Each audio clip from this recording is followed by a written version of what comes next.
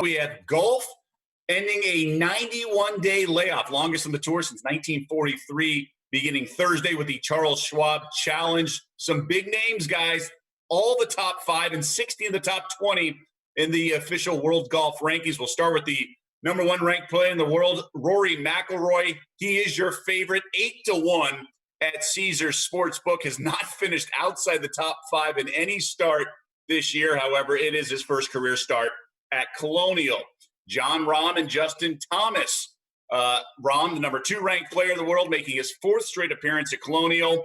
He was runner-up in 2017. You might remember JT, 4th in the world in his past 10 starts. So going back to last year, he has 3 victories. And so, Anita, a lot of big names to kind of factor in here and a layoff. Who are you picking here? Yeah, I'm going with Rory, best in the world. And you mentioned the layoff, but keep in mind, he did tee it up and played in that tailor-made event a few weeks ago, Right. and has already had an experience of playing without a gallery, without the fans. Prior to the pandemic, 7 starts, he finished in the top 5. And last year, he had 4 debut tournaments. This will be a debut tournament for him. He's never played at Colonial before, but guess what? Last year, all 4, he finished in the top 5, if not better. So my money's on Rory heading into this weekend. And Bear, another guy who has some experience, if you will, in a charity match was Justin Thomas. He was a broadcaster, though. Would you like him here this weekend playing? I do, and you hit on the layoff factor as well. I'm going to take a leap of faith here with JT because he has played well off of layoffs before. Short break last year, wound up winning in the 9 Bridges, won the opening event of the year at Kapalua, so off of a layoff. So you would assume that even with the 3-month layoff or so, he should play well this week at Colonial.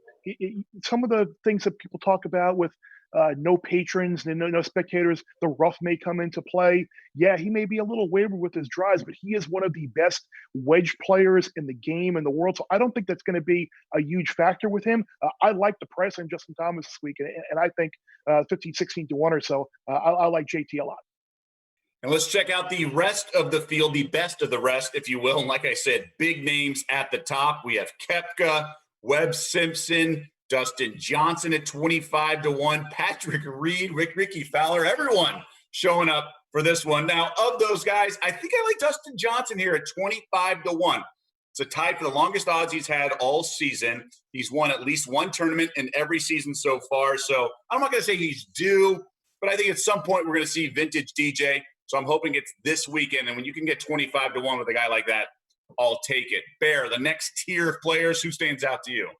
I think Webb Simpson stands out to me. This is a course where you don't need to be a long hitter. You look at some of the recent winners of this event, Jordan Spieth, Kevin Kisner, Kevin Na, Zach Johnson. None of those players are super long off their tee. What are they? Really good iron players, approach to the green. You look at Webb. Webb's in the top 10 of the tour in stroke gains approach. His season this year, 4 top 10s and 5 starts. He had a couple of runner-ups at the end of last year. This is a guy who missed the cut the last time he played Colonial, but prior to that, he had a 5th place finish, a 3rd place finish. I think this course suits Webb Simpson right now. His game's in great form, and that price in the low to mid 20s, maybe you can find a nice price to finish in the top 10. I'd expect Webb Simpson to have a big say this weekend. All right, and cranking the knob up a couple more notches is Ricky Fowler at 30-1. Anita, you have him circled. Yeah. Do you see I'm wearing orange? There's a reason why I'm wearing orange, because I'm all about Ricky Fowler. That's right. Same reason why I liked Rory just a few minutes ago. These guys have already had an experience playing, on television, no gallery. We saw what Ricky was able to do as well in that tailor-made event. On top of that, one of the metrics here that you need is par 4 efficiency. There's 12 par 4s here. And Ricky Fowler, his last 24 rounds, he's in the top 5 from 400 to 450 yards out. On top of that, great iron play from 150, 175 out. You heard Bear talk about, accuracy, hitting those greens, those very small greens on this golf course is going to be key. And he's great on bent grass, and that's the grass that is used on these greens. So I'm all about Ricky Fowler. I'm going to be sporting the orange all weekend long. And by the way, Doug, little side bet, I'm actually fading DJ. So a little bottle of wine between us that DJ doesn't even make the cut. Okay, so you don't like it to make the cut. I'm in on the bottle line. I was going to say I either want him to win or you to win your wager. Right? Nothing in between. But I am rooting for the 25-1, so I guess I'll root for the make the cut as well. I'm going to go real deep with the odds here. How about Russell Knox at 150-1? Look, I know the field's more competitive this year, but he has finished in the top 25 in all 4 starts here. Top 8 last year.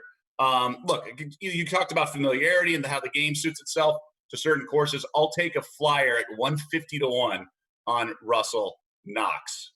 All right, guys, sports is back. We're cranking it up, and we get golf this weekend. Thank you for watching ESPN on YouTube. For live streaming sports and premium content, subscribe to ESPN+.